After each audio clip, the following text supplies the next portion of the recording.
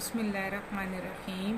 अस्सलाम वालेकुम क्लास 5। आज हम अपने वीक 7 के अकॉर्डिंग चैप्टर करेंगे मिसाक मदीना। इस चैप्टर की हम सबसे पहले रीडिंग करेंगे। मिसाक मदीना का चैप्टर आपके बुक के पेज नंबर 48 पे है। इसकी रीडिंग हम स्टार्ट करते हैं।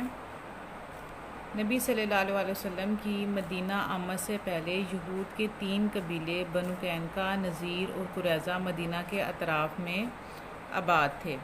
उन्होंने मजबूत बुर्ज और किले बना लिए थे। बुर्ज भी किला टाइप एक जगह होती है।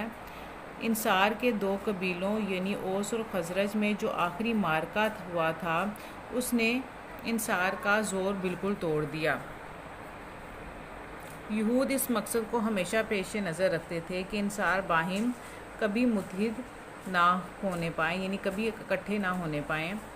इन असबाब की बना पर जब नबी सल्लल्लाहु अलैहि वसल्लम मदीना में तशरीफ़ लाए तो पहला काम ये था कि मुसलमानों और यहूदियों के ताल्लुकात मजबूत हो जाएं। नबी सल्लल्लाहु अलैहि वसल्लम ने इंसार और यहूद को बुलाकर हस्बे ज़ैल यानी जो नीचे दी हुई शराइत हैं उन पर एक मुआहिदा लिखवाया, जिसको मिसाक मदीना कहा जाता है, जिसको फ़रीक़ैन ने मंजूर किया। फ़रीक़ैन यानी इंसार और यहूद ने आपस में मंजूर किया। उसकी शराइत क्या हैं?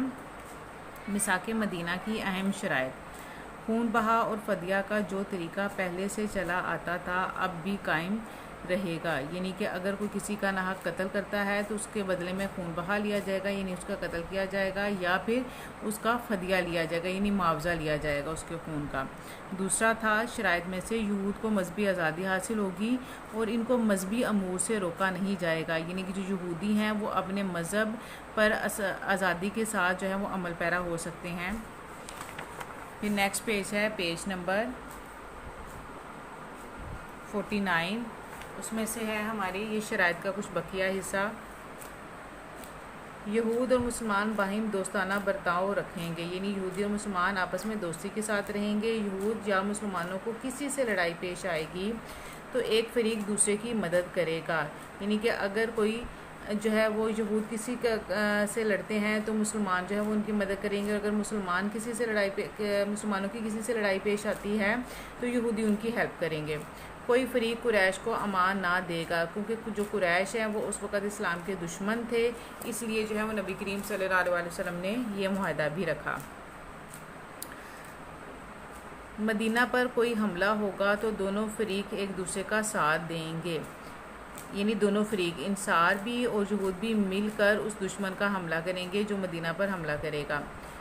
किसी दुश्मन से अगर एक फरीक सुलह करेगा तो दूसरा भी सुलह करेगा, लेकिन मजहबी लड़ाई इससे मुस्तस्ना है, यानी मजहबी लड़ाई इससे अलहदा है। हर तरह के झगड़ों का फ़ैसला नबी सल्लल्लाहु अलैहि वसल्लम खुद फरमाएंगे। फिर है असरात। नबी सल्लल्लाहु अलैहि वसल्लम के ज़ेर असर, यानी कि जो मिसाक मदीना की शराइत तय पाई, इसका असरात क्या, रिज़ल्ट क्या निकला। नबी सल्लल्लाहु अलैहि वसल्लम के ज़ेर असर मुख्तलिफ़ कौमों और कबीलों के दरमियान ये मुआहिदा मजहबी, कौमी, मुल्की और सियासी लिहाज से बड़ा अहम साबित हुआ। बाद के हालात ने ये बात साबित कर दी कि अहले इस्लाम के हक़ में ये मुआहिदा बहुत मुफीद है। इस मुआहिदे के तय हो जाने से मदीना और इसके अतराफ़ एक वफाकी हुकूमत बन गए, जिसका दारुल हुकूमत मदीना था, जिसके सरबराह नबी सल्लल्लाहु अलैहि वसल्लम थे और जिसमें गालिब हुक्मरानी मुसलमानों की थी, यानी कि इस मुआहिदे से जो है वो इस्लाम को बहुत ज़्यादा फ़ायदा हासिल हुआ। और इस तरह हिकमत के साथ और पुरअमन तरीके से रसूल सल्लल्लाहु अलैहि वसल्लम ने अल्लाह की ज़मीन और इसके बंदों पर हुक्म इलाही जारी करने का रास्ता हमवार कर दिया, यानी आसान कर दिया। यानी कि इस मुआहिदे की मदद से ये हुआ कि इस्लाम को फैलने में और अल्लाह तबारक व तआला के काम जारी करने में का जो रास्ता था वो हमवार हो गया। आपने इस चैप्टर की रीडिंग खुद से भी बहुत अच्छी तरह से करनी है और कल इंशाल्लाह इसकी हम एक्सरसाइज करेंगे। अल्लाह हाफिज़।